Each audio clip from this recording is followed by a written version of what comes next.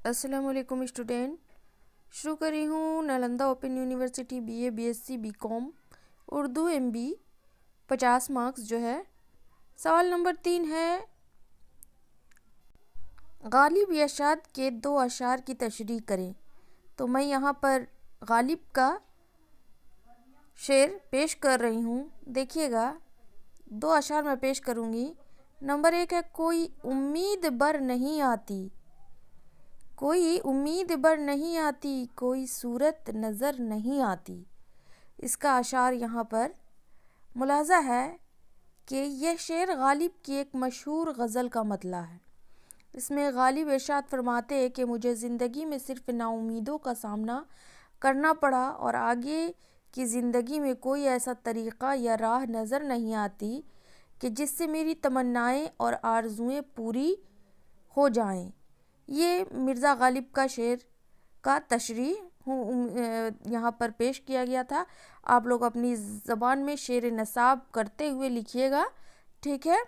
अब देखिए, दूसरा शेर है कि रोक लो गर गलत चले कोई, रोक लो गर गलत चले कोई, बख्श दो गर ख़ता करे कोई। तो मैं यहाँ पे गालिब के बारे में दिया है, आप लोग चाहिएगा तो शाद के बारे में लिख सकते हैं। जैसे कि वो वाला, तमन्नाओं में उलझाया गया हूँ, खिलौने दे के बहलाया गया हूँ, इस पर भी तशरीह कर सकते हैं। देखिए, इसका शेर का तशरीह है कि ये शेर गालिब की एक उम्दा गज़ल का शेर है। इस शेर में शायर अपने अंदर अशरफुल मखलूक़ात की सिफ़तें पैदा करने की तलक़ीन करता है कि अगर कभी किसी बंदेगान खुदा से कोई गलती हो जाती है तो उसके बारे में क्या फरमाते हैं कि देखिए, आगे ये बहुत सरजद हो जाए तो उससे प्यार मोहब्बत के साथ समझाओ। इंसान से कोई से गलती हो जाती है तो इसलिए उसको प्यार से, खुलूस से और मोहब्बत से समझाने की कोशिश करो, ना कि उस पर जुल्म ज़बरदस्ती जोरो जफा करना सही और मुनासिब है। तो यहाँ पर आपको 2 अशार दिया गया था, 2 अशार की तशरीह पूरी अच्छी तरीके से कर दी गई है। देखिए, उसे रास्ता पर लाओ, उसकी गलती को माफ़ करके दरगुजर करो।